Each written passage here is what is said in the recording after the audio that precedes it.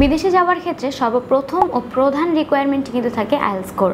আর এই আইএলটিএস স্কোরের জন্য আমরা অবশ্যই কোনো না কোনো কোচিংয়ে থেকে পড়াশোনা করি, অথবা দেখা যায় অনেকে নিজে প্রিপারেশন নেয়। কিন্তু প্রপার গাইডলাইন যদি না থাকে সেক্ষেত্রে কিন্তু আমাদের যে আইএলটিএসের প্রিপারেশন এটা প্রপার কোনো দিনই হবে না, এবং দেখা যায় যে অ্যাজ এ রেজাল্ট আমাদের যে স্কোরটা থাকে সেটা কিন্তু আমাদের যেটা ডিমান্ডেড স্কোর থাকে সেটা হয় না।